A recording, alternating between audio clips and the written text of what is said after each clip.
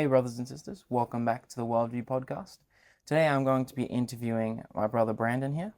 He's 18 years old, Gen Z, and he's a part of this boot camp quarry. And just gonna see what he's been through in his life, his experiences, and how he came to Yahusha.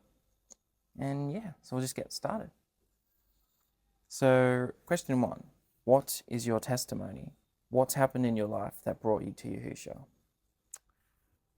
Well, I've been in Yahusha for pretty much my whole life because we were born into it. Although that was old covenant stuff, so it was a lot different. But I think what really brought me in was living down in New South Wales with my mother. It was just a worldly kind of household. It wasn't. There wasn't really any real love there. And then when I came up here to live here, it was completely different. There was a different feeling just in the house, and it was much nicer. And I feel like that just drew me into getting back into Yahusha, because when I was living in New South Wales, I was obviously of the world at that point. So, I think that's really what drew me in. Was coming back here and seeing what it's like and everything we've been through, learning about all the new stuff with the vein, and it's really drawn me in. And so what is the difference that you can see when you're in the world and now coming back to Yahusha? What do you mean? Like, what's the difference? Like, when you're in the world, when you were down in New South Wales, the feeling, what was it like compared to when you came back up here? Yeah. It's just not real. Like, everything's fake. Like, they can't even fake being real because it's just so fake. Like, I don't know how to explain it, but it doesn't feel legit, or like I'm having an actual conversation with anyone in the world. Like, it just feels fake and dry, and their attention's all focused on something else themselves. They're not really into it. They're not caring. And here, it's the complete opposite. And we've been going through this whole thing about being caring and loving to each other, and how very important that actually is. And that's what I felt is different compared to the world, because there's actually love in this house, real love and real conversation and real feeling and care. Like, they actually care about what you talk about. And what was the transition like coming to consciousness? Was it easy for you? No, you have to accept stuff about yourself that you don't necessarily like things you've been doing. The whole gaming thing, that was a big thing, finding out about that.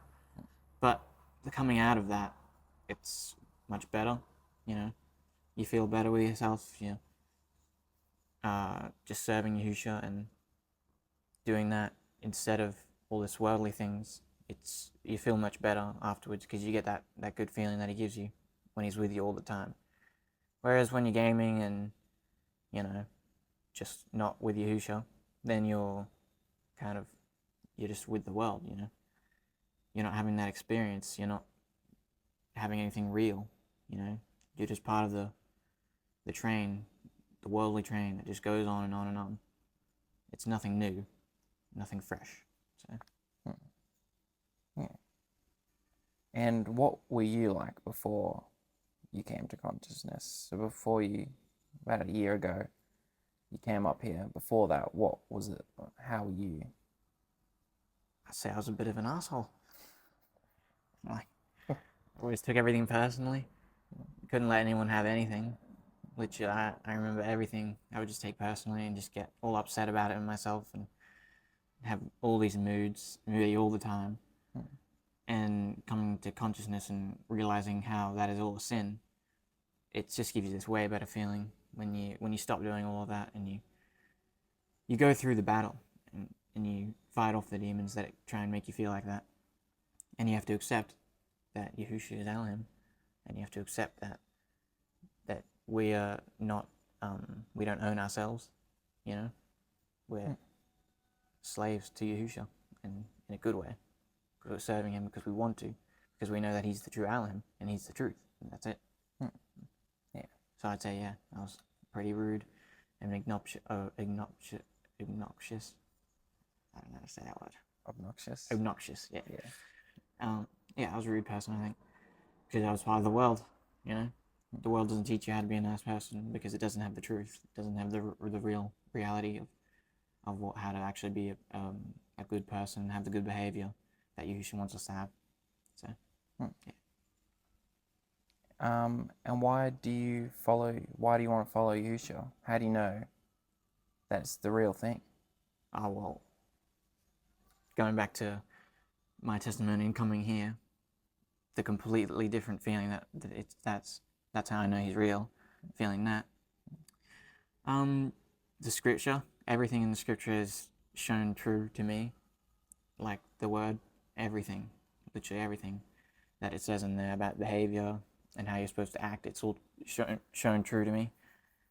And I think also seeing everything that's in the world right now, all the disasters, especially the other day with that massive flood, earthquakes, volcanoes, they're just getting way more intense than usual. And I think that's just a massive sign as well, that he's coming back very soon. So that's why I want to follow him, because I want to make it when he comes back. Yeah. I don't want to perish with the rest of the world because they were disobedient. Yeah. And what do you think has been the biggest thing you've had to overcome in your life in terms of behavior, habits, sin, anything? And what advice would you have for other people your age in terms of that, how that you got free of it? I'd say anger is a big thing. I was pretty angry all the time. Just by little things, because taking things personally, you get angry from that. I think that's one of my biggest things. Even as a kid, apparently I was always angry. And yeah, I'd say for my generation, or just people watching this, just get over your moods and your anger. You know, find the truth, come to Yahusha and make it before it's too late. Because if you don't, you're just going to die. And you won't make it to the New Jerusalem. Like,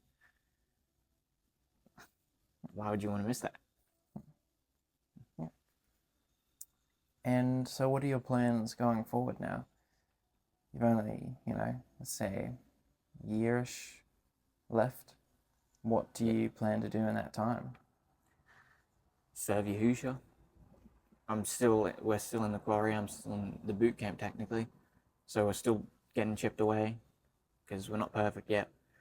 But that's what I'm aiming for, to be able to serve Yahusha perfectly, get over myself, and just have the perfect behavior that he wants us to have. That's what I'm hoping to have, and that's what I'm exceeding for. I feel like that's my path with Yahusha, is to have real conversations with people, like get over myself, and yeah, have fully correct behavior. That's the best thing, I think, for me. Yeah. And is there anything you want to say to the generations above you, the older generations? Yeah. If you're watching this and you think I'm just like stuck up because I'm a younger generation, I think you need to just find Yahusha, because in Yahusha there is no generation gap. Like, we're all equal. And if you think you're better than a younger generation because you're older, then you're obsessed with yourself, and you need to get over yourself and find the truth, because otherwise you're not going to make it. So I think that's a big thing with the older generations. Like, it's one thing wanting respect, which is understandable, and that's something that you should give anyway, because that's a good behavior. But then being rude to other people because you're older and you think that you're better, that's just another thing as well. You're not supposed to do that either. So well, that was all the questions I had. Was there anything else you wanted to add or say to any of it? yeah, I think just be prepared. Stay aware of what's going on in your lives, because Yahusha is coming back soon, trust me. And you don't want to be caught behind when he is here. got to be prepared and aware of what's actually going on in the world. Because if you're not, and you're unprepared, when he comes back, you won't make it. So, just stay prepared, brothers and sisters.